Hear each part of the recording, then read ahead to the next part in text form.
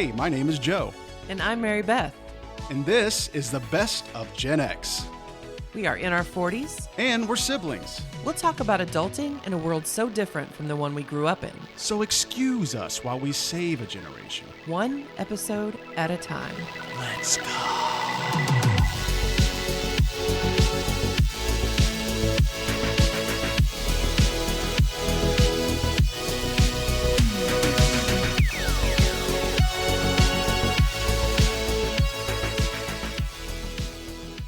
Hey, Joe. Hello, Mary Beth. How are you today? I'm doing great. Good. How are you? I am feeling pretty good. It's so hard not to feel good during this wonderful, glorious time of year. Oh, is it the most wonderful time of the year? It is. Our loyal listeners know that from our last episode to the new year, Bro and I are just ripping on the Christmas season, bro.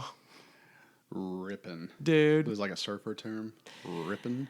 Yeah, well, I'm following this guy on TikTok, and I just told you about him before we started recording. It's JAWSH, Josh. And he just gives daily messages of positivity, and it's got very much a Pauly Shore kind of vibe, and they're real quick, and it's just his face, a close up on his face, and he was like talking about, you know what's awesome about your 30s, man? Dude, soup rips. It's just warm and cozy, and it's good for the soul. It's just, he's funny, and I don't know, they're just quick daily doses of goodness, and that's why I was talking that way. Okay, well, that's good. As you know, I like funny. But I have a very Gen X bit of news. Ladies and gentlemen, nobody panic. But it is time for Mary Beth to get bifocals. Dun, dun, dun. Those are the real thick ones? Okay, no, they're not the, what do they call them? The bottle cap, whatever. No, they're not that. They're the glasses with the lines in them. Oh, wow. That you can see close up and far away, but you have to keep moving your head. But they've come a long way. So I knew in the last year that my vision had deteriorated noticeably in such a short amount of time. And not only I've got two different pair of everyday glasses that I wear, right? Just to see the world around me. And then I have one pair of these high-tech work, specifically for the computer, not the blue nonsense, but so I could see close up better when I write and when I look at the computer for work. Those, I think it was those lenses alone that deteriorated my eyesight to where not only were my everyday glasses I could no longer see close up anything. And I used to see pretty well with them close up. Without any glasses, I can barely read anything. It's nuts. And that happened so quickly. So when I went to my annual eye exam appointment last week, I was expecting a stronger, prescription. But the doctor said, it's time, Mary Beth. You should have gotten them last time. You didn't want to. It's time. So I am going tomorrow. They're ready. I didn't change my frames or anything. I like my frames, but I'm going in and having them put my new lenses in. And they said, oh, you'll get used to it. And they have this deal where, you try it for 30 days, come back, switch them out if you don't get used to them. And I was talking to Aunt Benita recently, and she was like, I tried it. I couldn't do it. I don't know how I'm going to be. My biggest fear is tripping over something or falling, because I know that it's going to be weird having lenses that are close up and far away. It's just the way you tilt your head. Am I boring you? No, I was thinking about the glasses with the lines in them. They don't have lines anymore. Okay. So I won't That reminds me of Grandpa Fred's Right, glasses. right. I won't look like I'm wearing bifocals. I really want to make fun of you. That's why I was hoping you'd say they were still in vogue. Well, sorry, So- that story sounds awful. I'm a little nervous. There are some things about aging that I'm embracing. For example, I recently cut my hair like several inches.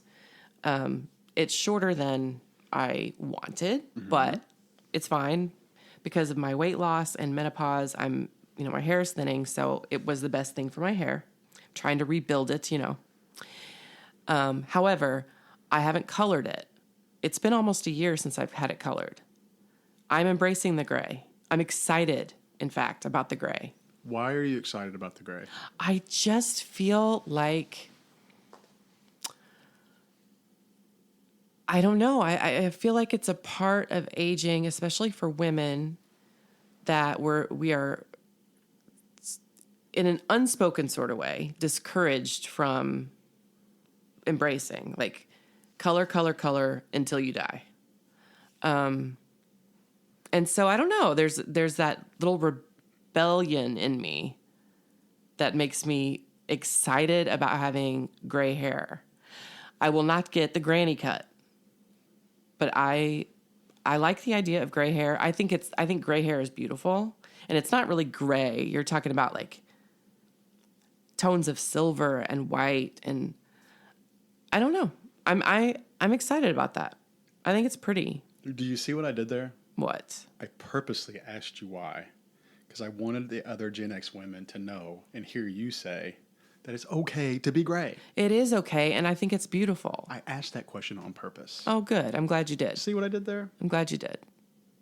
It's beautiful, ladies, and there's no reason that men should be the only ones who are attractive with, salt and pepper. We need to embrace our salt and pepper. So I'm excited about that. The bifocals, however, I'm struggling with. Yeah, we'll I'm see with how you. it turns out. Can't relate.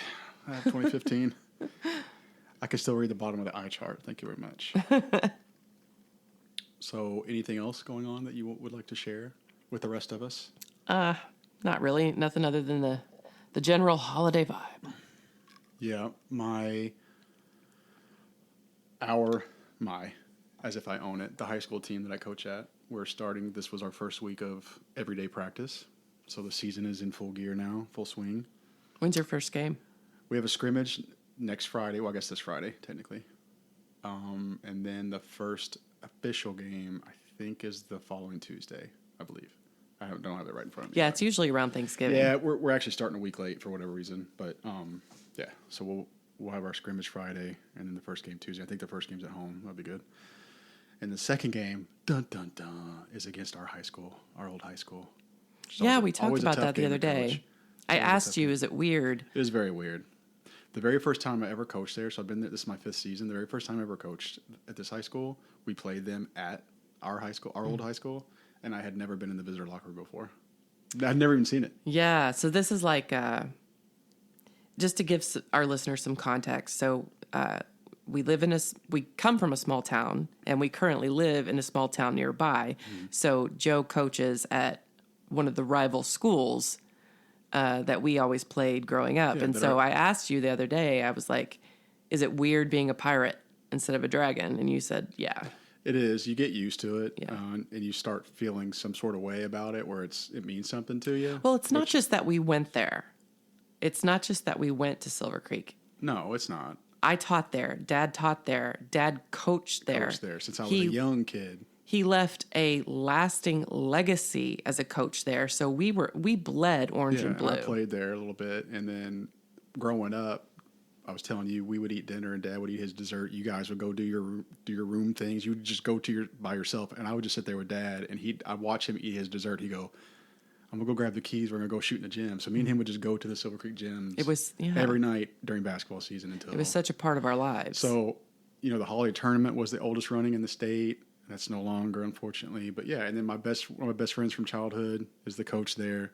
There's a lot going on with it. Yeah. And the school I coach at is our dad's side of the family's high schools. Yeah, so it's like where our... Yeah, I walk out of the locker room and I see some You have roots in both places. I see some of the stuff on the tradition wall that makes me kind of proud to be there. Oh, yeah. But I certainly have a soft spot in my heart for it. And so that's always a tough game. But Yeah. anyway, so we do that, and then my favorite college team that I always like to brag about is now 11-0 in football, number 2 in the country, our alma mater. And then the basketball team is doing well, new coach, new system. I'm just loving being an IU fan at the moment. And after we record, you're going to be watching a game, I understand. Yes, it's a game that they will win very handedly, but I still like to watch it just because it gives you a chance to see how the different players, because they're all new. It's a new roster. So, yeah. If you're exciting times. one of our many international listeners, if you've ever heard of or seen the movie Hoosiers, that's basically what's in our hearts Basically, yeah. when we watch IU. Yeah, and it's all about a high school basketball team, small town, and that's just kind of what we grew up with.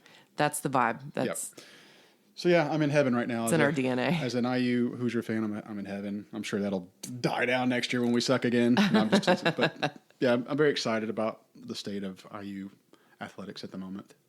Okay, so Mary Beth, last episode, I made the mistake of casually admitting I had never seen The Holiday. And based on my sister's reaction, you'd think I told her I had never tried coffee. I stand by that reaction. The Holiday isn't just a Christmas movie. It is a lifestyle. It's a cozy, candlelit, emotional makeover set to Hans Zimmer's score that makes even a simple trip to Blockbuster actually feel cinematic. Mary Beth used to work at Blockbuster, by the way. I did. It was a great job. Yeah, so I was not prepared for the atmosphere. So every room looks like a Pinterest board come to life. There are blankets draped on top of blankets, warm lighting coming from lamps no one ever turns off, Right. and enough kitchen space to host a cooking show none of the characters ever film. Exactly. That is what you've just described is the Nancy Myers effect.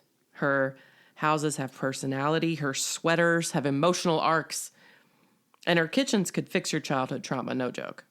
And then you add Hans Zimmer, people, scoring a romantic comedy like it's an epic adventure of the heart.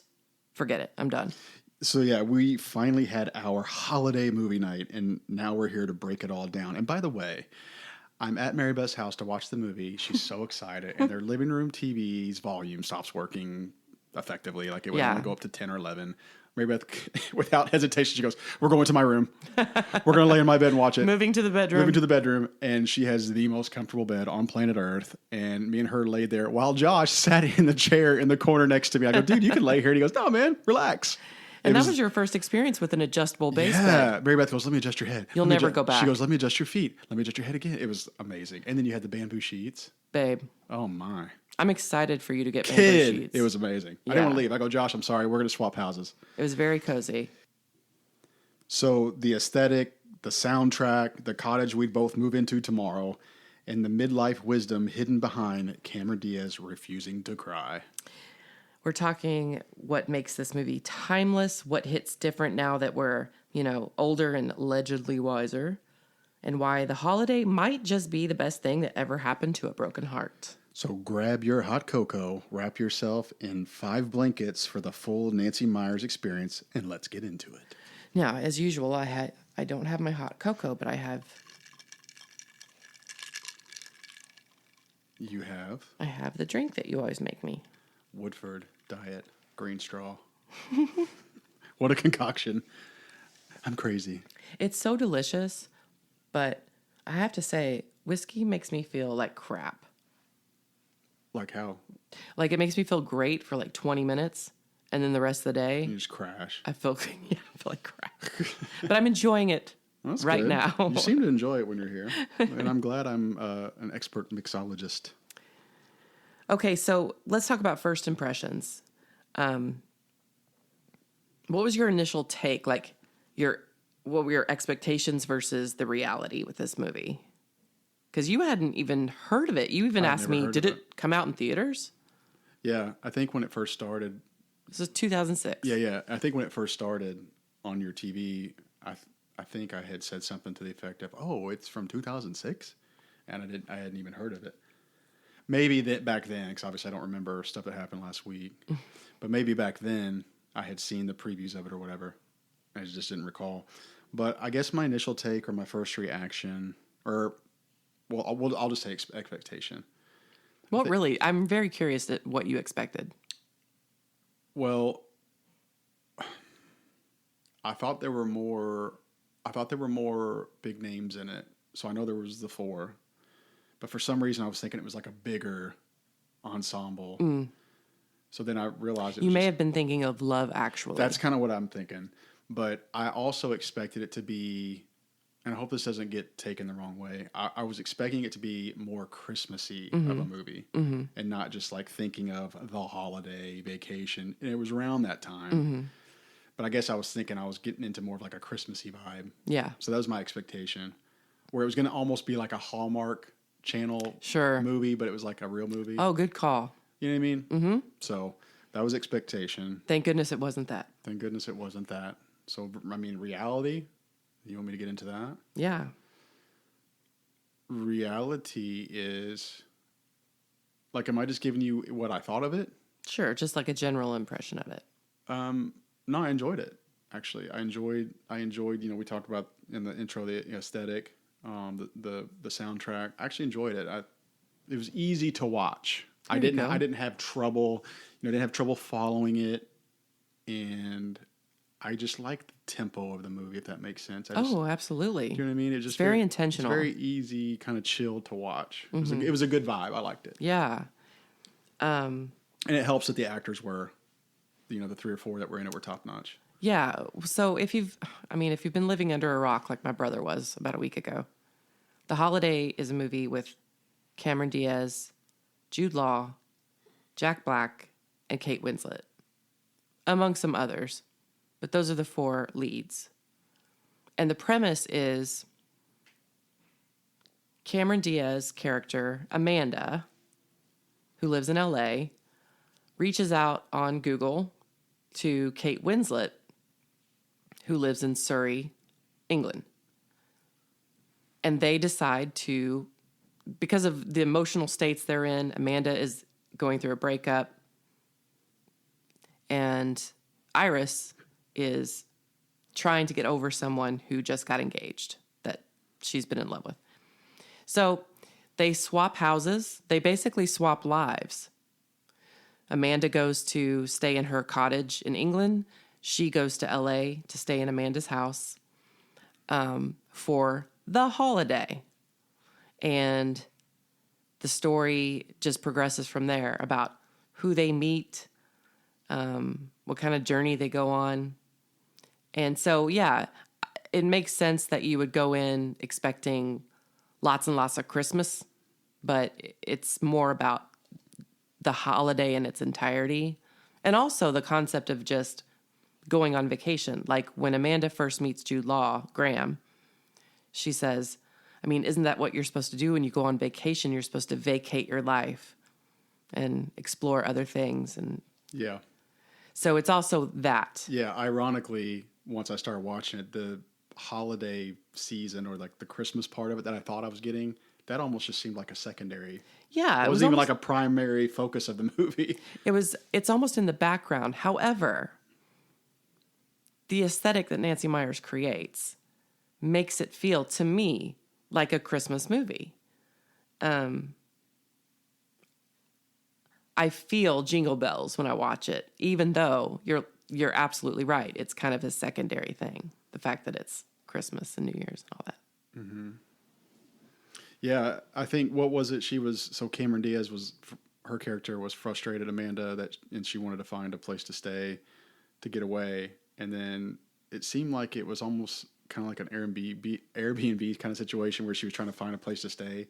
It almost seemed like the house swap idea came as they started having conversations via the online, whatever, the AOL Messenger or whatever it was back then. She stumbled upon Kate Winslet's cottage, which Iris had put online exactly for that, but no one had reached out. Yeah, that's what I'm trying to frame up. So it was very last minute. Exactly, it was kind of like, "Hey, I'm interested in staying at your place that you have posted." And then it became, "Well, what do you think about a house swap?" So it kind of seemed like a impromptu. Well, what I'm saying is Kate Winslet's character had that already lined up. She was like, "Well, actually, we switch houses." Oh, cars, that's what everything. it was. Yeah, that's what it was. That's what it was. So Amanda really And went Amanda in, had never heard of that. but they'd never done it before. You're right. So it was a first for both of them. And also, while we're on that, one of the reasons I like the movie is that it's different.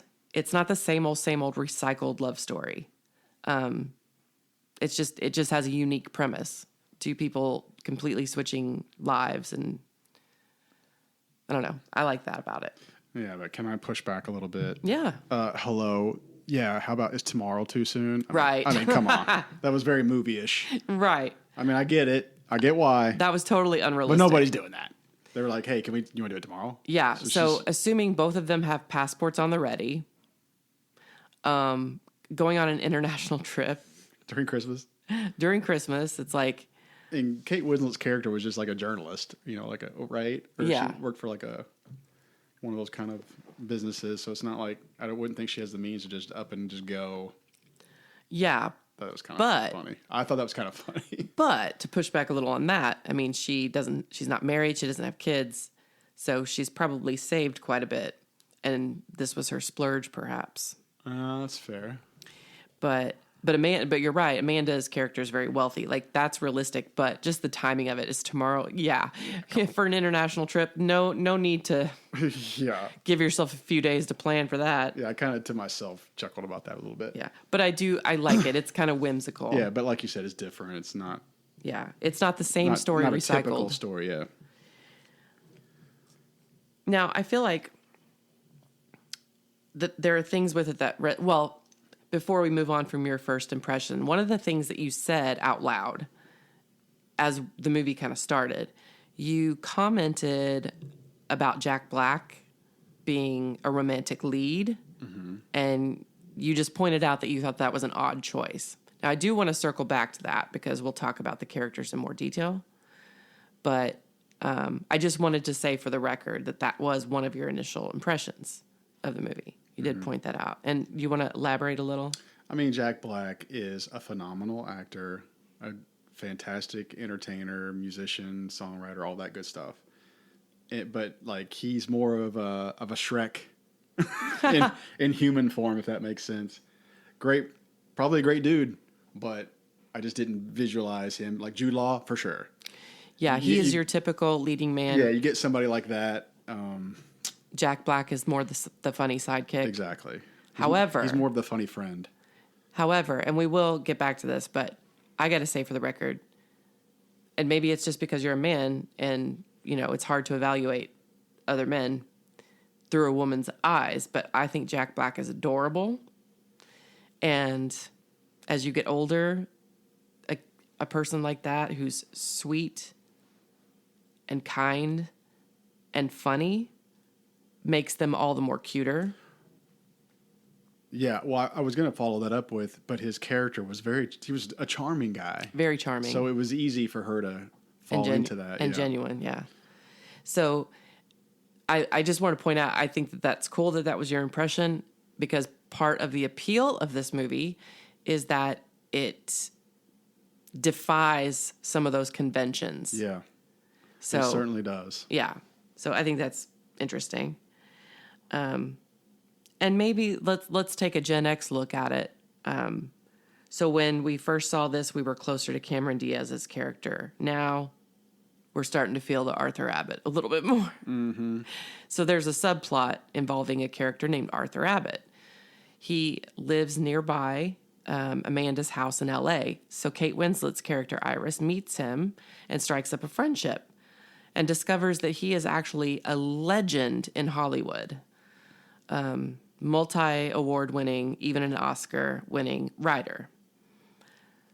So his character is, aging, a little feeble, and she inspires him to exercise and get out. And anyway,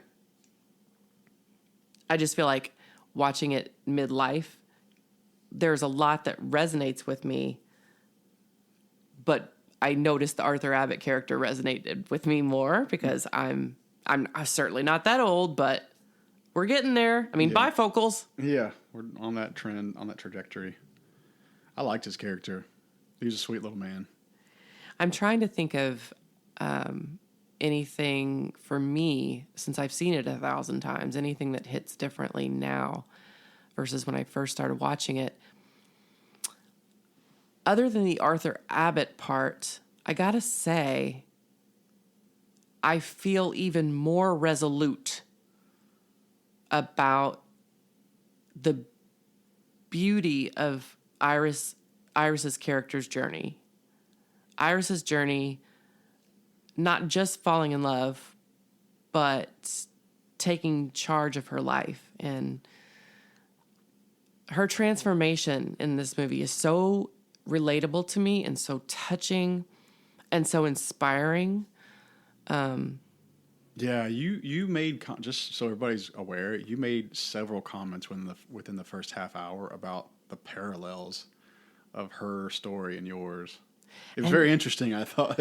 And so not just, that was like my first time that it really hit me that movie kind of really speaks to you outside of it just being oh a my holiday gosh, movie. there are so many overlaps to my personal life. If you blended all four of these characters, when this movie came out and when I started watching it, I could relate to, okay, Graham is a single dad. So he's having one night stands and compartmentalizing, as he tells Amanda, his life because it's hard to date. He doesn't know how to date and be the dad that he is. And so he keeps that separate, private, and just has these empty encounters just to kill the loneliness, right? Mm-hmm.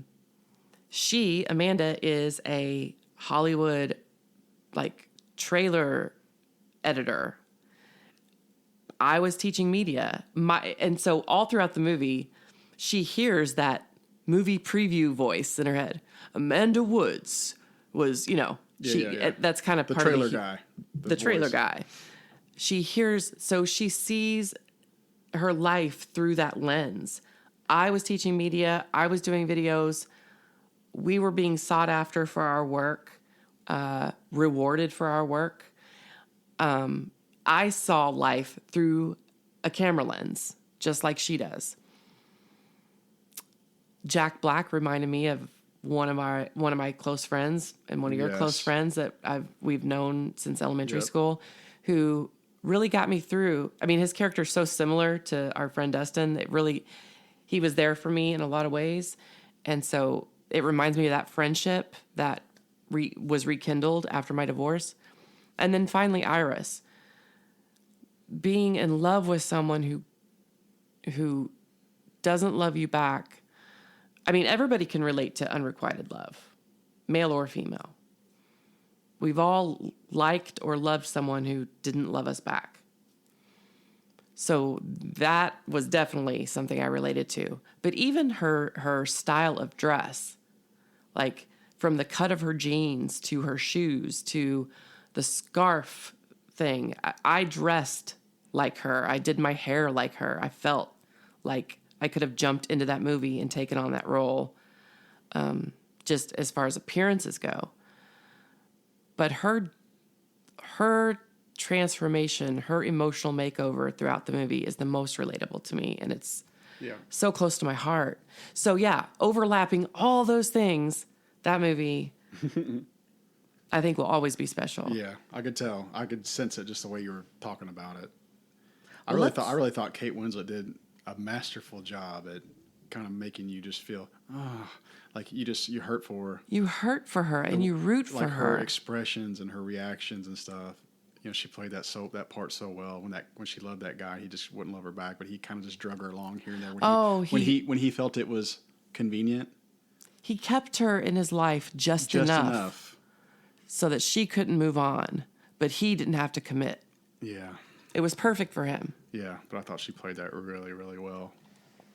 As did I. Yeah. And that's why, if you've seen the movie, you know that when we're introduced to Iris at the company Christmas party, she gets the news. They make this big announcement that the man she's in love with just got engaged.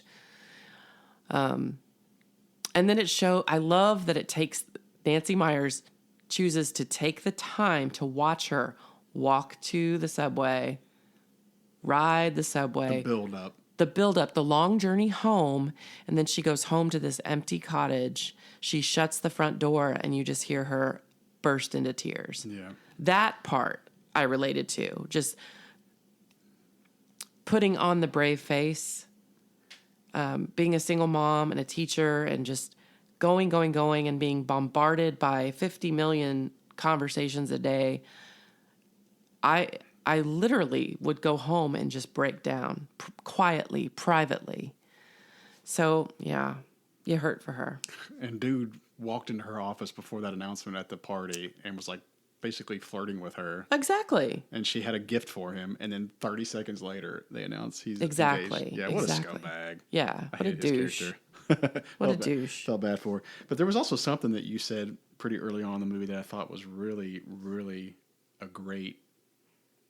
It was a great call. You had mentioned something about the way that she set up the movie, even down to like the clothing that Cameron Diaz like wore, for example, or even Jude Law, some of his stuff. It was timeless looking. So you said you could literally just put a 2025 date on that movie and it would look no different. Exactly. I don't know what you would call that visually, whatever you would call that, but it did not look like it was a 2006 movie.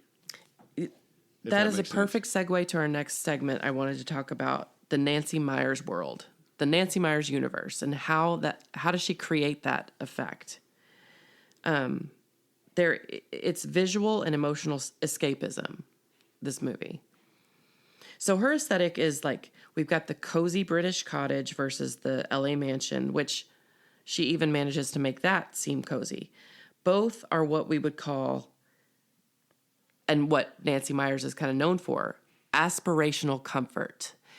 It's luxurious, but lived in. It's sophisticated, but cozy. It's warm. It's classy and classic at the same time. It's the house that you would live in if you could. We've got perfect lighting, perfect sweaters, emotional repression in cashmere. But nothing really dates it too much. I mean, we've got the DVDs and the shopping at Blockbuster. Oh, yeah.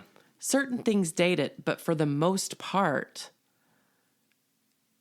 you could jump in at any time. It kind of transcends time and space. And I love those kind of movies. Nora Ephron kind of does the same thing. Let me give you a quick short list of Nancy Meyers films that she either wrote or directed or produced or all. Okay. Okay, and I think that you'll get it. Okay. Hit me. All right. Let me look at I'm so slow on my phone. I'm such a Gen Xer. Okay. What Women Want. Mel Gibson, Helen Hunt. Oh, yeah. Good movie. Damn. Something's Gotta Give. That's the one with Julia That is the one with Ledger. Something's Gotta Give is Diane Keaton. Oh. And she has that fling with Jack Nicholson. Good. And Yeah. I was thinking of 10 Things I Hate About You, I think. Now, remember when Diane Keaton, that hilarious scene where she's trying to write and she's just crying Yes. for like days and days? Rest in peace, by the way. She just passed away recently. Who? Diane Keaton. Oh my God. Yeah. When? I don't know. I saw it on social media recently. Probably within the last week or two. No. Yes. Okay. One of the ways I protect my peace is to stay off of social media. Oh, my goodness.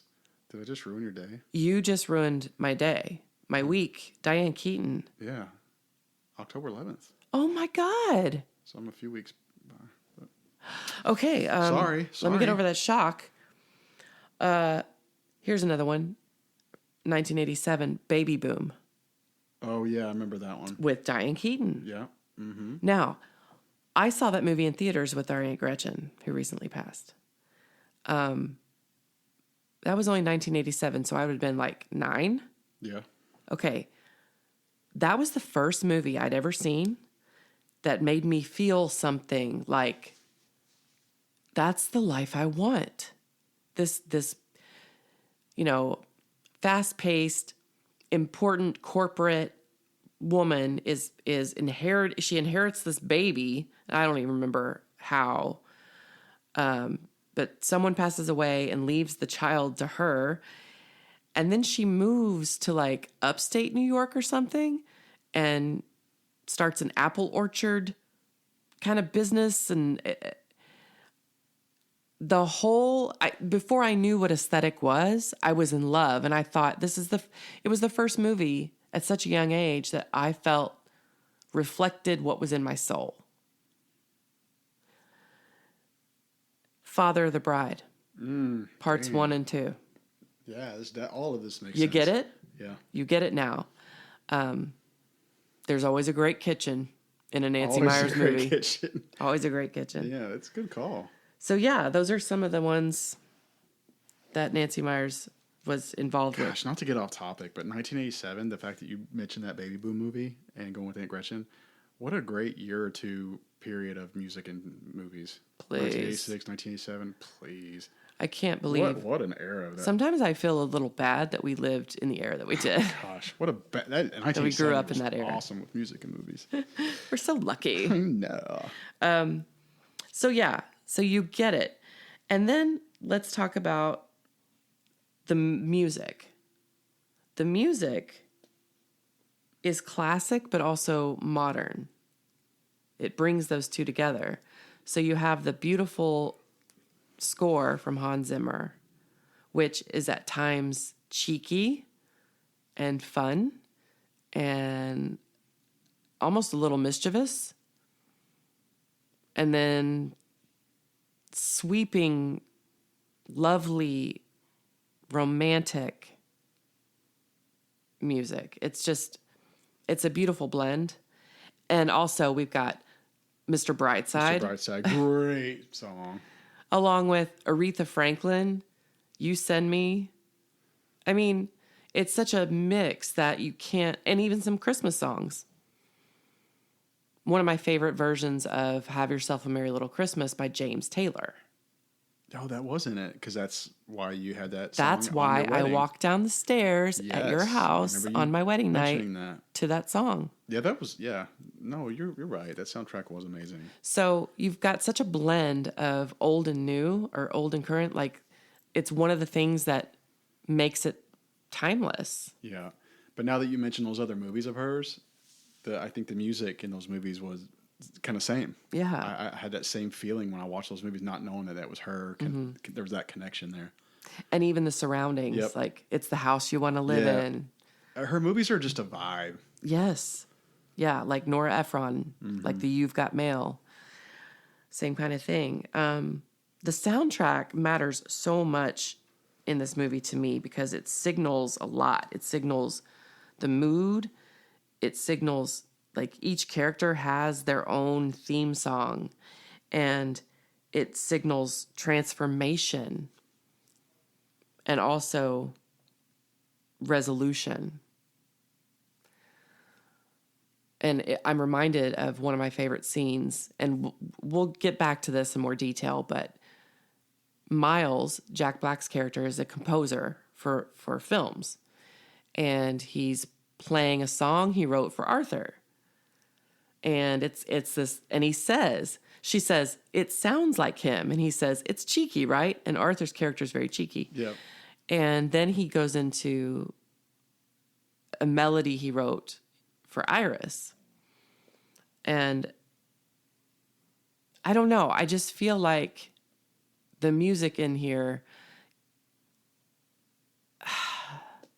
it's almost like the magic carpet that you're riding on while you watch.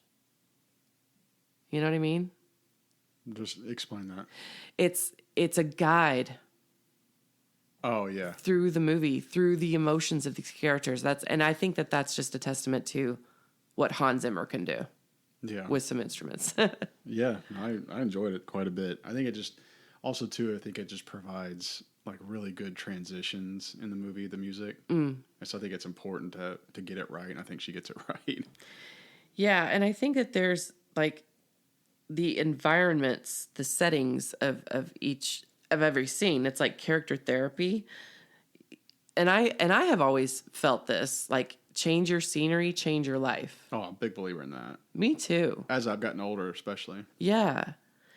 And so I just wanted to hit on that before we went to break. Like, are we the last generation to believe that new surroundings can fix your problems? Like, not in an escape kind of way, Because I feel like the younger generations now completely escape anything, any remotely unpleasant or uncomfortable thing that's happening. They will escape. They'll quit. They'll walk away. But I see this as something different. Yeah, I do too. It's not walking away from something. It's running towards something running else. towards something else. Yes, for sure. No, I Yeah. agree with that. I think you're pretty spot on with that. Okay, so We probably are the last Yeah. generation for that. seems like it because Yeah. I've always kind of believed in a change of scenery is something that could really put the Yeah. reset It button. recharges you. So before we go to break, I want to ask you this: if you could choose one of the houses to live in for 2 weeks, which one would you choose?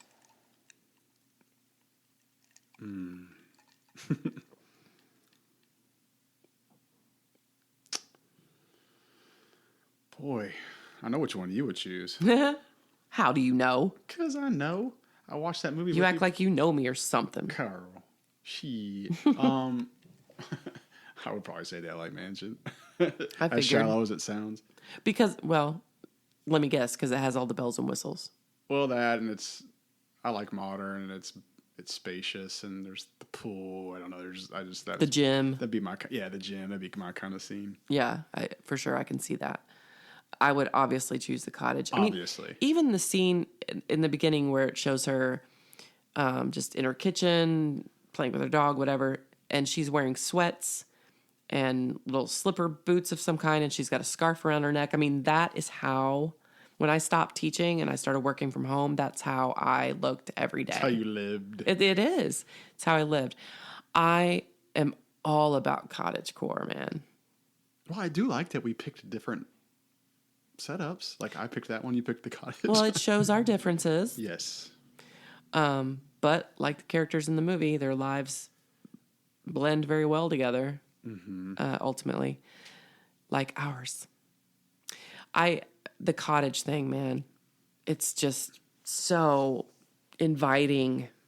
Okay, if you could house swap your real life for 2 weeks, where would you go, and what would you be escaping? Can you be honest about that for a minute? Yes. Where would I go? It's going to sound weird because I've never been here, but if I could house swap for 2 weeks, I'd want to go to Hawaii. I've never been, but it's probably the top of my bucket list. And I've always just thought it was very beautiful. It seems like it's very serene and Paradise. paradise. Yes, there you go. Feels like paradise, and I've never been there, so I hope that that's the case if I ever do get to go. What would you be escaping? I put so much pressure on myself in my life, and it probably sounds silly because I don't really feel like I have a ton of pressure to have with my kids being out of my house, do pretty well at work. I coach basketball, which I really love, but it still comes with a lot of just pressure. Maybe it's just me putting it on myself, but maybe just to like escape having to make decisions. You know what I mean? I feel like every day my life is just consumed with having to make some type of decision, whether it's work or personal. And I just want to not have to make a decision. I don't want to have to think. Oh, bro. I just want to go. It's like I want to feel like I want to go live. And not to say that I'm not complaining about my life here, but everything's a decision. Everything is something that I have to stop and think about. Everything has a consequence. And I just want to go where there's no decisions to be made, no consequences for anything I do. And I can just have a lived experience. I feel that 1,000%. And it's interesting you say that because, as you'll recall, Amanda, when she's talking to her, I guess, assistants, played by John Krasinski, and I don't know the other lady's name, but she's in a lot of things. We were so focused on Jim from The Office having the cameo. Right. But she's saying, I want to eat carbs without wanting to kill myself. Yeah. I buy all these books, but I don't read them. So she's talking about the exact same thing. So she is the owner, the CEO of this video company, right? So she has a lot on her plate and her life is work, work, work. And she you can tell by her house, like, even though it does have a coziness to it, a lived-in feel to it, it also has a very orderly feel to it. Like, things are very tidy. Her life is very carefully managed. Yeah. And she's having a breakdown. Like, she breaks up with her boyfriend and she's having a breakdown. She's like, I got to get out of here. I got to, take a break. And they laugh at her. They're like, you never take a break, right? So I feel like there's an overlap there with your life, what you're explaining. Yeah. Because she's the boss. She has to make all the decisions. Yeah. I guess my past life before I was divorced was pretty chaotic and messy. Like, the house, sorry, I'm just getting truthful, right? It's like, you know how I lived and how I live now. And it's kind of the same thing. Everything has its place. I'm super OCD about keeping things orderly and tidy. And you're super disciplined about what you put into your body now. Right. And my whole life is just a routine now. It's like everything's orderly and in place. My whole life, from morning to night, is a routine, which I like, but it does kind of wear on you a little bit, where I just want to go somewhere where I just don't have to think. I don't have to make a decision. I can leave shoes on the floor and not worry about it. I just want to just not worry about anything. I think that is amazing because I'm having a little breakthrough moment, because before you said that, I guess I assumed you could never understand what I went through as a teacher. While I loved what I did, it was exhausting always being the one with the answer. Exhausting. Always being the one who had to give the final word. Always being the one to say, yes, that's good for the show, or whatever video we were making, I had to check and recheck and fix this, fix that. Teaching the students how to make their papers better. Being the senior class sponsor and everything. I mean, I was thousands and thousands of dollars were exchanging hands at my desk on a yearly basis because of the things that I was in charge of. Graduation, the trip. So I feel that 100%, 100,000%. Just, it is exhausting mentally and physically to always be the one with the answers. Yeah. And the thought of vacating your life, freeing up your mind. Yeah. Man, we just got real for a second. Yeah. I not to bang on it too much, but I think that's the perfect way for me to sum it up is my life was such a way in my previous situation where it forced me to be the way I am now because I wanted to be that way for so long, or I wanted my life to be that structured for so long, and it wasn't. So now I've almost overdone it to be the way that I wanted my life to be. That's why I don't. To the point where it's made me tired. Because I'm so regimented about everything now. I laugh because my life wasn't that way before, and I wanted it to I've be. laughed. I've admitted before, like I was shedding, right, and so I was picking hairs off my sweater, and you were like, "What are you doing with those?" Yeah. I was like, "Just putting them on the floor." Throw them in the garbage. I'm like, really? Yeah. No, but you're right. Like, I understand why that overcorrection happened. Exactly. I overcorrected. So I just laugh at it. Yeah. But honestly, I mean, because you were living, you were surrounded by chaos, craving order. Yes, I wanted it so bad. I needed it, and I knew that's how I operated, and I overcorrected. I'm still happy with the overcorrection. Let's be real. Yeah. But I'm just tired. Yeah. Because on top of that, keeping this the way I like it, and when people see it, I love their reaction because I'm like, this is truly me. This is not like fake me. Because of where I was, this is actually me. I couldn't live that way. Yeah. So now I can live that way, and I do, and I love how people react to it. Yeah. But I'm just so tired because on top of that, I do all the other stuff. Yeah. And I'm the boss at work. So like you said, so even though you and I aren't CEOs of like this big company, we're CEOs of our life. Yeah. Everybody's a CEO of their life. Yes. And I just want to be the mail clerk of my life. Yes. Like, not to bang on mail clerks, but I want to be a cashier for like a week. Yeah. I've thought about that recently. I'm like, you know what? I do really well. I'm proud of myself. But every once in a while, I just want to be a cashier. You want the kind of job that you can just like walk away from and not think about it. Yeah. I don't want to bring anything home with me after it's done. Yeah. I work from home, but you get what I'm saying. I get it totally. I don't want to go to basketball practice and think about the work I just had to deal with, or, I just want to have a I hate to say that. I just want to have a job where I don't have to think. Yes. I don't want to make such tough decisions. Yeah. But I know, feel but you. I know there's the risk reward, all that kind of Sure. stuff. And- Grass greener. Blah. yeah. Well, blah blah blah. Well, if I could swap my real life for Yeah. 2 What weeks, about you? I would go somewhere familiar You would. because I wouldn't want that added stress of like new place, never new been there. surroundings, like Yeah. getting settled. As much as I agree and want to see Hawaii, I've always wanted to see it. I would go to mom and dad's condo in Florida just to be alone, Interesting. and I would be escaping the same kind of thing you were talking about, just like clear up the headspace. Because women do carry the burden of managing a family, managing a household, and that takes a toll on top of work.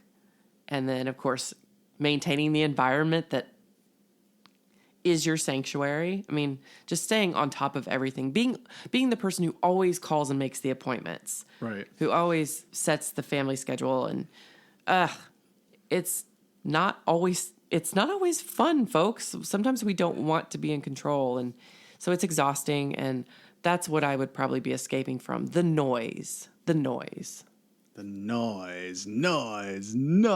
Actual noise, like The Grinch. actual The noise Grinch. and internal noise. That's what I'd be Yeah, I escaping. get that. So, well, Yeah, let's I take a just- break. Yeah. Let's take a break. When we come back, we've got some listener feedback. I've got some country updates Oh, good. and some hot takes. And then we're Good. going to talk in a little more detail about the holiday. Let's break down these characters and talk about these love stories. Let's go. Hey, listeners. Do you like judging people as much as we do? Then judge us. To submit your criticisms and complaints about our show, you can reach us at gotohell@bazinga.biz. For all other comments, questions, or suggestions about future episodes, drop us a line. Send us a text from our website at thebestofgenx.buzzsprout.com and click on the link just above the show notes. Or email us at thebestofgenx@gmail.com. Okay, Mary Beth, we are back. Yes. Now we have listener feedback, Oh, great. which I'm sure you appreciate as well as I love it. It's short and sweet, but we still appreciate it nonetheless. Yes. That these people from all over the country, The world. the world really, are just taking the time to do this. So her name is Courtney from Middleburg, Virginia. Hi, Courtney. Hey, Courtney. Thank you for writing us. She basically just said the last episode changed the way I think about the holidays and how to get through them as an adult. Come on. I mean, that's short and to the point, but so cool. That is surreal. I'm like, we always just talk about the holiday experiences of our family to each other, and the fact that we get to share that with people that we don't know, Yeah. and they actually take that into account and apply that to their own world is really, really neat. It's really neat. I love hearing that anything that we talk about affects a person's life in a positive way. Yes, that's impact. That is awesome. Well, thank you, Courtney. I have a country update. Okay, So we brace went myself here. from 62 countries to 63. Okay. Welcome to the party, Kenya. Woohoo! Woo! Kenya. Kenya. What up, Kenyans? Hello. And I just want to say, I see you, Singapore. Are they still? Okay, look. We've said before, but we haven't updated on this in a while. So it's always been North America, United States, Yes. and then second in downloads is Canada, and it wasn't even close. Now, Singapore and Brazil have jumped ahead of Canada. Where are our Canada listeners at? Where you at, Canada? Really? Yeah, Singapore is climbing fast. In fact, we had like 31 downloads overnight yesterday Really? in Singapore. What is going on? Yeah. And so just a general update about our downloads. We did hit another milestone. We surpassed 4,000 downloads. In fact, this episode is going to put us beyond 4,100. Really? So 63 That's amazing. countries, including That's Kenya. amazing. And we're just So glad you guys are listening. Listen, I go back to you sending me that first text. Joe, we're almost to 100 downloads. You said, I know it's not a lot. I'm like, yeah, but you got to start somewhere. I know. It's got to Yeah. start at 0. Yeah, it's awesome. Oh, that's so cool. You know what time it is? Uh-oh. Hot Hot takes. Hot takes. Ladies first. I'm a ladies first Okay. guy. Now, this is a little dark for what we're talking about today. Perfect, but because mine's not. okay, good. So I was having a conversation earlier this week with our Aunt Benita. She and I and our sister are basically executors of our Aunt Gretchen's will. So we've been in near constant communication for the last month since she passed. Just there's a lot to take care of. I was having a conversation with her this week, and it's something I have felt for a long time, but I got to say, we are doing death all wrong in our culture. It is all wrong. I mean, not only do we burden a grieving family with the just ridiculous expense of a funeral. I mean, even doing the simplest thing will cost you like you can't do the simplest thing without spending 10 grand or more. Okay. And this is not specific to our situation, but I'm going through the process and I'm learning so much and absorbing so much.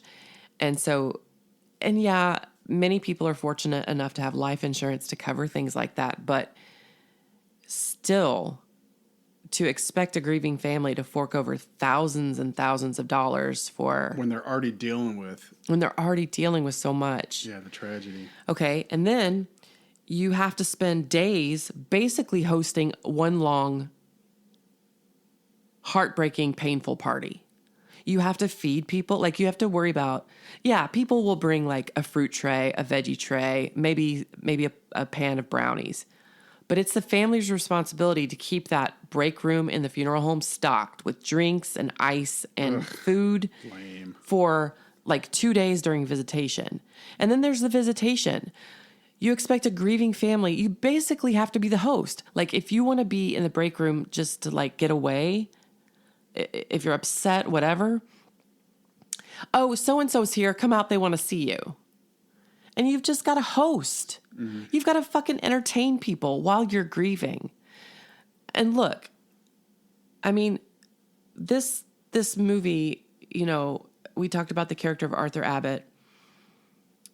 It hits home a little bit for people our age because we have been very lucky to grow up with, we've had more time with grandparents and even great-grandparents than most of our friends. And at our age, we have been fortunate enough to still have both of our parents doing well. But the day's coming. I mean, we don't know what God has in store, but the natural order of things is that we outlive our parents. So we have some tough funerals ahead, right? Yes. It's a terrible thing to think about. But when you think about how our culture treats death and the memorial process, it is super hard on loved ones left behind. When one of our parents passes away, I don't want to see fucking anyone. I don't want to talk to anyone. I don't want to be around a group of people. Like, I don't want to be surrounded by 100 people in a funeral home during a visitation, having to have small talk and shoot the shit. I don't want any of that. I'm going to want to be left alone. And it's just been on my mind lately how unnecessarily hard our culture makes it for grieving people to say goodbye to the people they care about. Yeah, Does that make sense? No, it is, but you're 100% right, but I never thought of it that way. Well, imagine a parent losing a child. Yeah. I don't want to fucking feed people or talk to people or entertain and host people. Yeah, I never thought about any of that. But you're 100% right. It's one of the reasons I've always been, I mean, who's comfortable at a funeral? I mean, But that's one of the reasons I've always hated funerals, and it's one of the reasons I have skipped out on visitations I probably should have gone to. Yeah. But it's because I don't want to burden the grieved family with one more person to say hi to, shake hands with, make small talk with. Yeah. I just feel like there's got to be a better way to memorialize the people we love. And there's got to be a better way for those outside of the family circle to memorialize and pay tribute or whatever. I've learned even more through this process lately that we're just doing it all wrong. That's my beef. Well said. Hot take. That is hot take. Well, mine's not dark. Okay. Pick us up. Camping is pretending to be homeless for fun.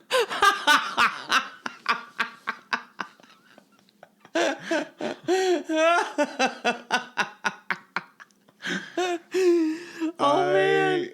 Because of the region we live, camping is that kind of a thing. Yeah, yeah. So I have several people I'm close to or I care about that love camping. Yeah. I could not hate something more. I'm married to an outdoorsman, a hunter. I could not hate something more. I can't imagine anything camping. worse. I did it once when I was in 4th grade because a friend invited me and their family had a little camper. And when I say a little camper, Is it Joe? No. Oh, because I went camping with Joe and his family. It was Woody. Okay. And let me tell you something. It was one of those old, moldy, mildewy pop-up campers. That was the worst night of sleep of my life. So we're not even talking tents at this point. Yeah. Pop-up camper. Awful. And everything, I smelled like a smoked bonfire all weekend. I hated my life that weekend. Hated it. Dude, that is a good call. And the one time I went camping, I mean, we had sort of communal bathrooms, which That's I guess another was a part I hate. luxury. It's another part I hate. I felt like I couldn't take a shower for 3 days. Yeah. And there's like, I'm thinking, okay, there's an episode of Big Bang Theory where Sheldon's, they're talking about going to Big Bear or whatever. And Sheldon's like, bears, what does he say?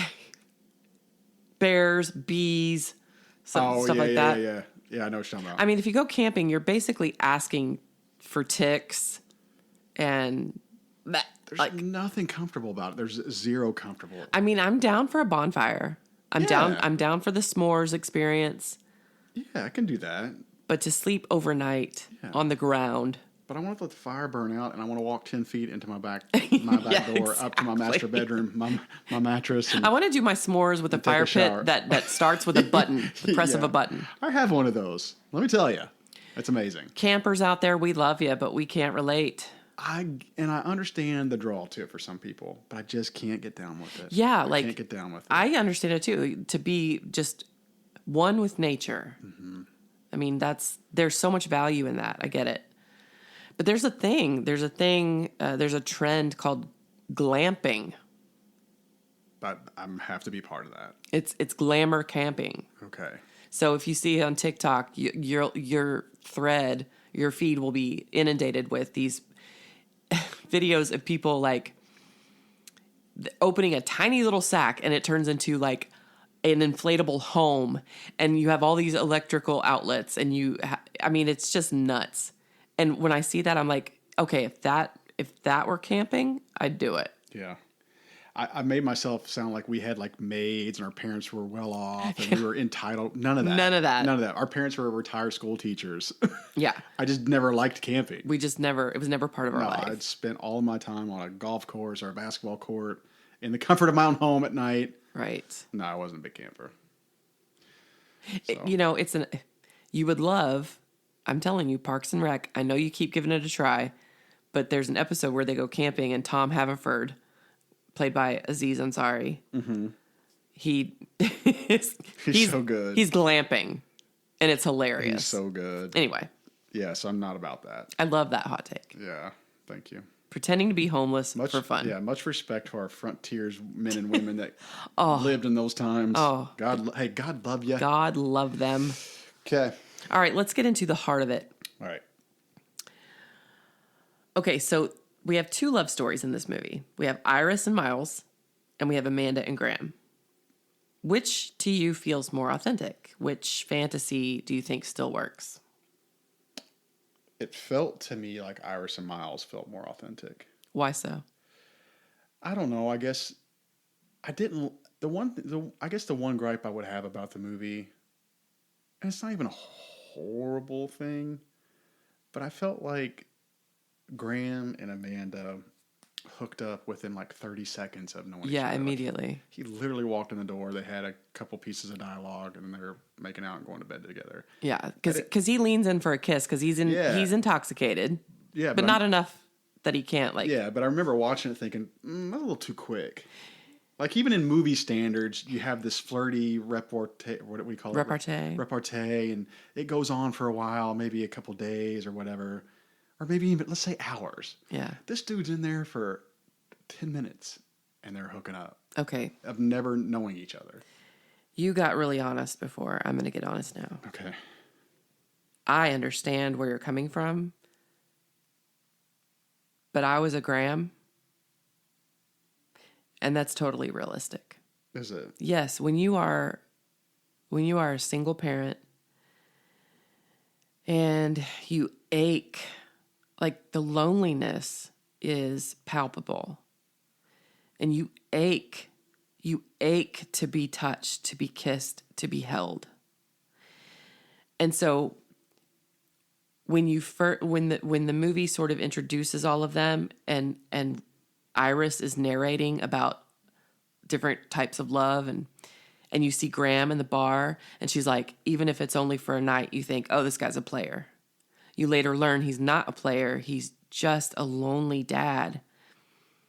Yeah, but you don't know that right away. You don't know it right away. So the hookup does seem really... Like he's just a single drunk dude that gets out and plays right. chicks. Right. Like that's what you think. He leans in for a kiss and lingers too long and she's like, do that again. Yeah. And I think on a second watch, you'd notice her reaction to his kiss.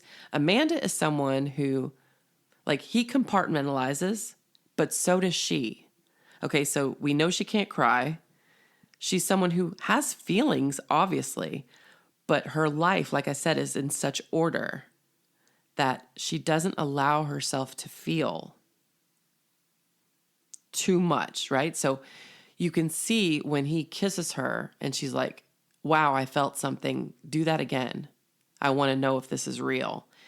And so I think if you watch it again, you'll notice her very nuanced acting in that scene where she's like, I'm feeling something I'm not used to feeling. Like this, something about this feels right? Yeah. So I understand. To me, it's not far-fetched because I was a Graham. It's also not far-fetched for me to believe that Amanda would do this because she is kissed by someone and it's like a spark. Something happens inside of her where she's like, do that again. And then it leads to, what it leads to. But I think you have a totally fair take on it. But as someone who lived kind of like that, it's sad and it's lonely and you do things you never thought yourself capable. Yeah, so me personally, the Iris and Miles kind of story was just more natural and more. There was a build up to it. You know what I mean? And it was very sweet and innocent. Sweet and innocent, a build up. Why? Because she is getting over someone. She's not looking for love. He is in a relationship. So much like their feelings for each other that are growing are all unspoken until like the end. Yeah. Which I love. I love that too. Yeah, you could tell he was in this kind of weird relationship with this other lady, but he was drawn to her. He was drawn to Iris. So he just kind of had to feel some type of connection to her in some way. And then it just kind of built from there.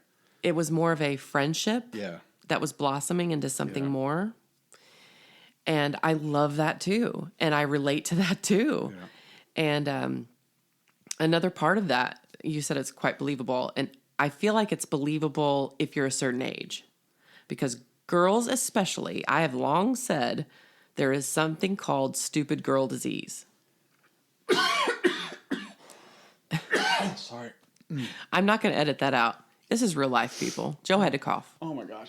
Oh, yikes. You're welcome, listeners. Yeah, I'm better now. It's stupid girl disease, okay? Where you're in a situation like Iris is in. Yeah. Okay, you fall for the guys who can't love you the way you need to be loved, blah blah blah. And so I totally relate to the Iris Miles dynamic where there isn't a happy ending for this guy because he's going to be kept in the friend zone. Why? Because she has stupid girl disease. She is stupid for following this Jasper guy, knowing that he can't commit, right? Mm-hmm. I mean, the stories I could tell, right? So I know a lot of Jaspers, by the way. Oh. A lot of Jaspers. We all know some Jaspers. I was a frat guy. I know a lot of Jaspers. Yeah. I've been hurt by some Jaspers. Yep. I suffered from stupid girl disease. I'm in recovery. So both of their love stories to me are completely realistic because I feel like I lived them all. Love it. And here's where I want to circle back to what you said about Jack Black. At the very beginning, we were watching it and you were like, not like you didn't buy it because he's not your typical leading man in a romantic comedy. Why? Because he's not the tall, lean, perfectly chiseled face, etc. However, I think there are reasons why Jack Black works. First of all, he's got so much range as an actor, right? He can do the soft, quiet, dramatic moments, but he's also hilarious and all of that. I will tell you, okay, let's revisit that scene. My favorite scene probably in the whole movie, when he's playing the music for her and he says, I wrote a song for Arthur. And they say, oh, it sounds like him. We talked about that. But then he says, I also wrote one for you. And he just flows right into the on the piano. And it just gets quiet and still. And he says, Iris, if you were a melody, and we hear a little bit more of it, and you see the look on her face, she's so flattered. She's just kind of swept away by how sweet and lovely it is that he did that. And how beautiful the music is. And then he looks at her and says, my favorite line. For years, this line has got me shook. He says, I used only the good notes. I could cry. I don't think anybody else would have caught that in such a way. How? How not? I don't know. Had you not, because you kind of set that up as that line was coming, you go, wait to hear that. Like you were kind of like, wait to hear this. And he said it, and I kind of thought, I get that that's sweet and cute, but I don't know if you hadn't said anything, I don't know that it would have grabbed me that way. It grabbed me because of this. When you have stupid girl disease and you fall for the Jaspers over and over again, I promise you, the Jaspers never say shit like that. Oh, I believe it. Never. And so it hits me so much because I have lived Iris's life, and I have fallen in love with my Miles. Yeah. Not my type, not someone I always thought was cute, but someone I never, ever would have considered dating, growing up. Yeah. But someone who won me over through his fantastic smile and great laugh and precious soul and humor and all the things. Josh has said things to me that no stud has ever said. Come close. Like the Jaspers don't know how to touch your heart because they're not there for that. But when he says something like, I use only the good notes, because that's what she deserves. Yeah. If you're going to write a song for somebody you care about, and to tell them I used only the best notes. Come on. I guess I don't understand what the good notes versus the bad notes are. No, that's why the line itself didn't get me the way it did you. It's not good versus bad notes, but he says I did the best work for you. Oh, I gotcha. To make it the most beautiful. Maybe I'm just a Jasper and I don't know. You could be a Jasper. Damn it. I'm not. I swear I'm not. No, but I think if you're a girl and you have dated the Jaspers and you've you've been heartbroken over that, you will realize that it's the Miles, it's the Jack Black character who will, like Josh has said things to me that are so like not player, not lines, like genuine, knock me off my feet, sweep me away, just like Iris is in that moment. And it makes me sad that so many girls suffer from stupid girl disease, and they keep these guys in the friend zone for the wrong reasons. Let me guess. Josh grabbed your tag in the back of your shirt and said, I just want to see your made in heaven. Yeah. None of that shit. Please tell me that's the truth. None of that. Okay. None of that. So I just wanted to point that out, why I think, both of those love stories are believable to me, because I feel like I've lived them all. Okay. You sold me. The Arthur Abbott subplot. Yes. Huge fan. Yeah. Did you ever look him up? Is he an actual I've looked him famous up actor? a long time ago, and he does have a long list of, Here's why I'm asking that. Yeah. Because I was lazy and didn't look him up. He, to his credit, whoever the guy is, I didn't look at the cast because I knew the main four characters. He played that role in such a way where I believed that Arthur Abbott exists. Yes. And he was playing himself. yes, Does that make sense what I'm saying? absolutely. I knew you would get what I'm saying. Absolutely. And So he I wondered to myself, is that really an Arthur Abbott and is that him? And yeah, he's I playing mean, that? it's been years since I looked him up, but he definitely has exactly the kind of career that would give him the Arthur Abbott. Okay. Old Hollywood, Old Hollywood, baby. Tinseltown. Yes, but in this movie, he's a writer. And here's another thing. So he's old and feeble, but he's got bite. Yeah. When you first meet him, when Iris first meets him, he complains about movies and the writing isn't what it used to be, and they treat box office numbers like sports, and so he is also compartmentalizing his life. He has this entire rich history in something he's still very passionate about. You can tell by the way he talks about it. But he has put that aside. Like, he keeps getting this invite for this a night with Arthur Abbott. And he's like, no, it's just going to be like 7 nerds there. I'm going to show up and I'm not going to do that to myself. Because he's forgotten his contribution, right? Mm-hmm. So I love that he mentors her, but she also mentors him to like get out there and enjoy your success and embrace it. Yeah. And he mentors her.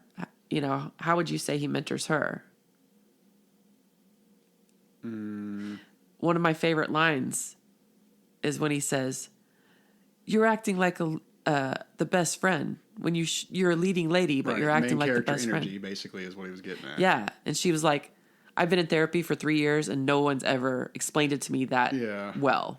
Yeah, there was a few lines in the movie where you could tell he was trying to, basically what he was saying to her, not this way, was, you're beautiful, like, own it, stand on it. Yeah. Don't let anybody else tell you, don't sell yourself short. He was kind of telling her those kind of things. He's a schmuck. And she's like, "He is a huge schmuck. Yeah. How did you know that?" And he said, "He let you go. Yeah. This is not a hard one to, figure out." But he said it in such a way where it wasn't about her outward appearance. It was what he felt she was inside. Yeah, because she as a invited him person. to dinner. Yeah. He gets her warmth right away. Yeah. Yep. And so I love their relationship in this movie. Yeah, I really liked his character. It was cool. Yeah. He was very smooth. And when he was very charming. And when he talks about his lost love, like, that hits differently because we're getting older and we do think more about our, we have an expiration date. And when you're deeply in love with someone, that is hard. You have to force yourself not to think about it ever being without them. And it's sad that he's missing. But when they talk about her during that, card game they were playing, he says a great line. He says, "She was the girl I always wrote." Oh, yeah. I love that line. Yeah. And he teaches through movies that he recommends to her. He teaches Iris to have gumption. Yeah, gumption. Yeah, that was mentioned a few times in the movie. And then finally, when she picks him up for an evening with Arthur Abbott, he gets her a corsage and he says, I hope it's not too corny. And she has just shut the door on Jasper. And she says, I like corny. I'm looking for corny in my life. You know, you never know, but maybe Iris reminded him of his. I think so. I think there's probably some truth to Ooh, Joe. That's a breakthrough for me. It's never said that in the I have movie. never thought about that. And I've seen this movie 1,000 times. You're welcome. No, really, thank you for that, because I think you're right. I think he sees in her what he saw in his wife, in his late wife. But she says, I'm looking for corny in my life. I mean, these lines, Nancy Myers just hits it out of the park with these lines. So that's another subplot that I think really shows, I don't know, the multifaceted relationships in this movie that all of us can relate to on some level. And they all help each other come out of whatever it is that they're suffering. So like there's love after disappointment. There's learning to be brave.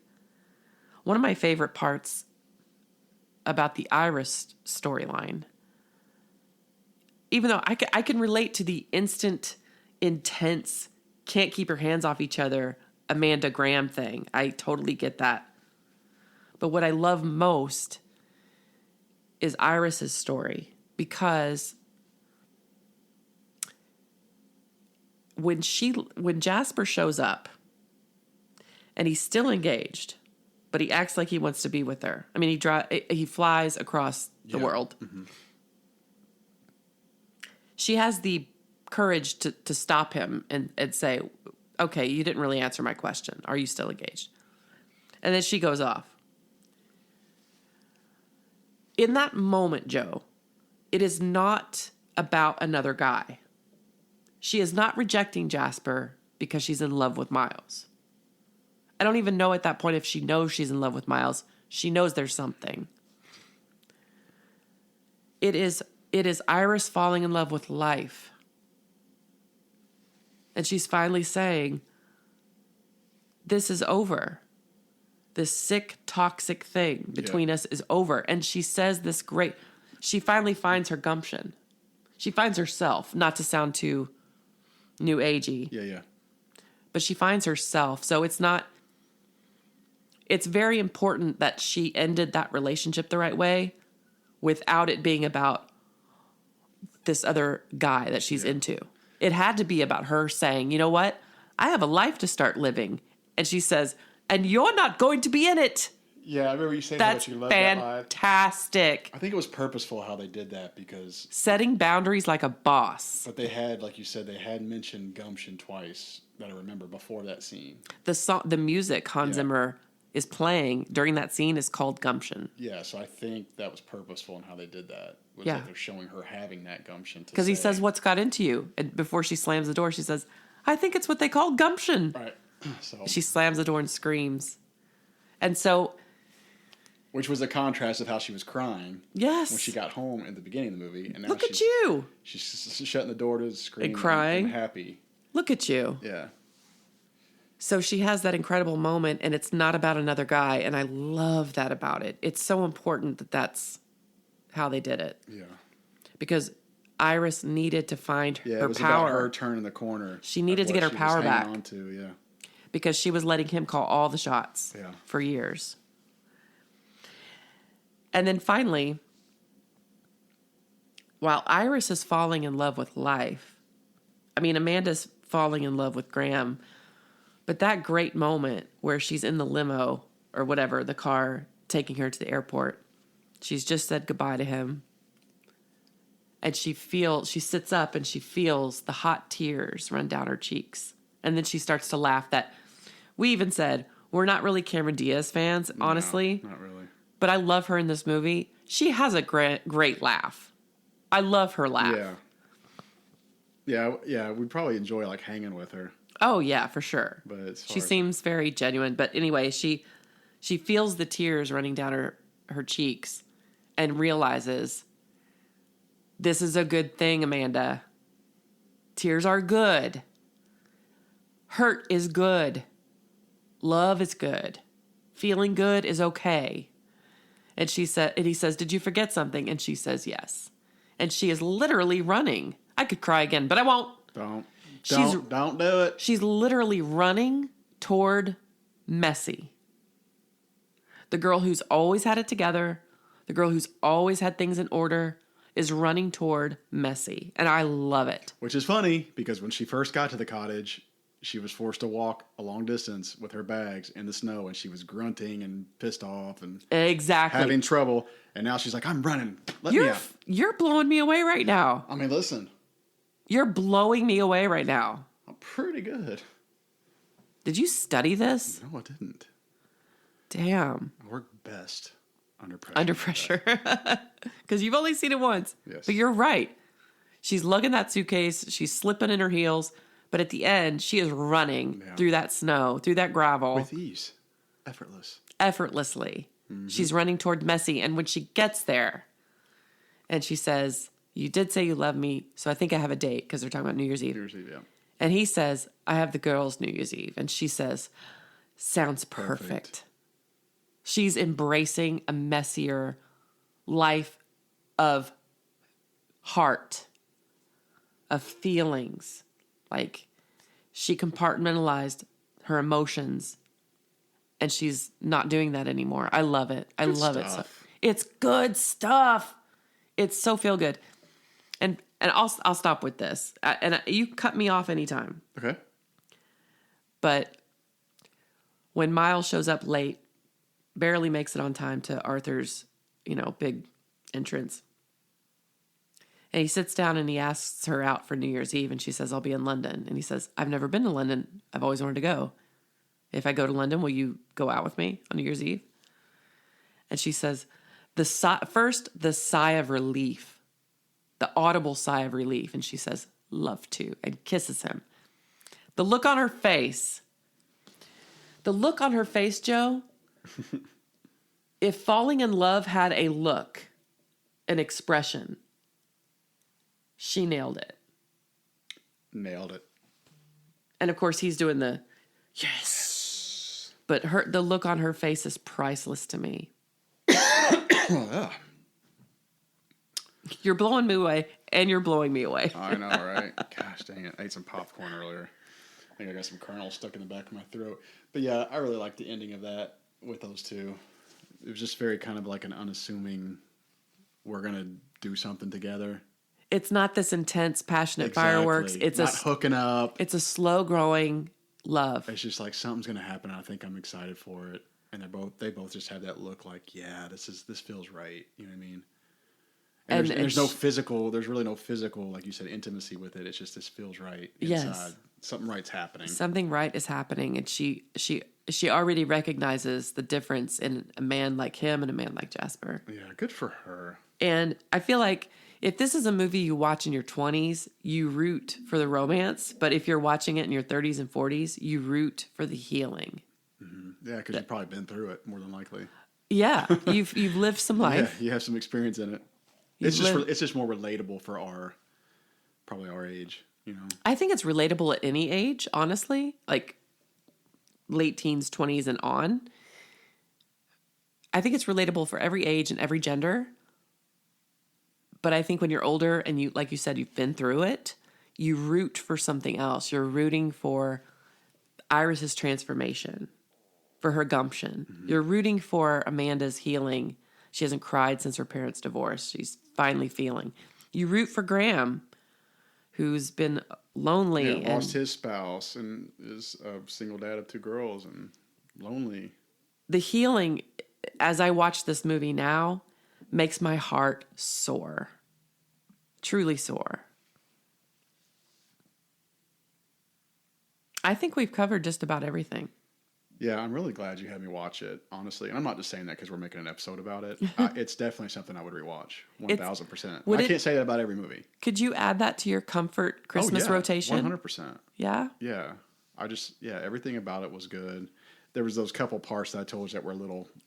hard to believe? A little quirky, but, I could get past it because the rest of it was good. Yeah, quirky, but it The rest is a of it rom made up com. for it, yeah. It is a rom com. Yeah.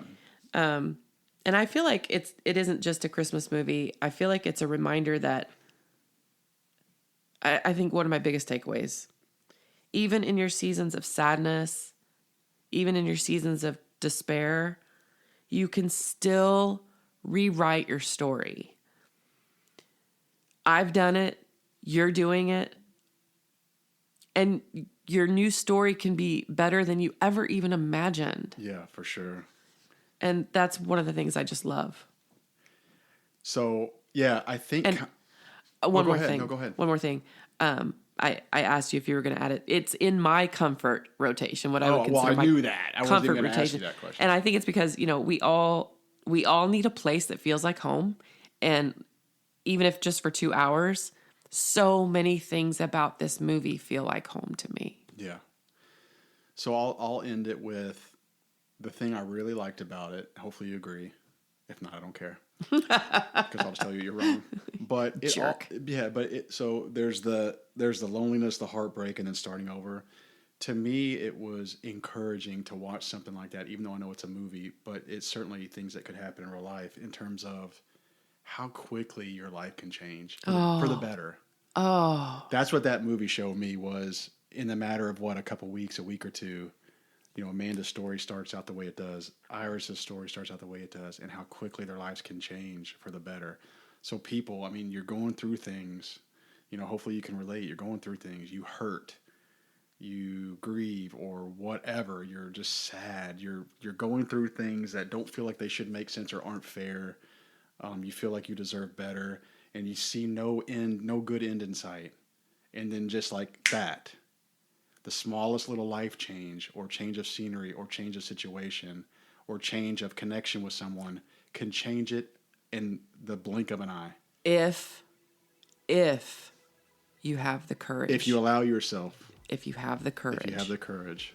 And that's kind of what it taught me was, man, it's people can get down on certain things, but things can change so fast for the better that you would never imagine would be there. Because all these characters were taking a leap of faith. Exactly. Not knowing what the outcome was going to be. She was just going to this cottage that has no idea. She might have just still come back a pissed off, with her situation. It took courage, all of them. Yeah. It took courage to do what they were doing.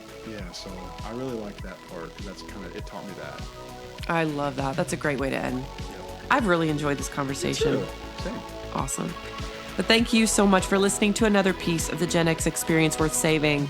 The warm lighting, English cottages, and emotional breakthroughs of the holiday have now been officially immortalized in the annals of history. If you like what you heard, subscribe to the Best of Gen X wherever you get your podcasts so you never miss an episode. Joe, always a pleasure. Ta-da.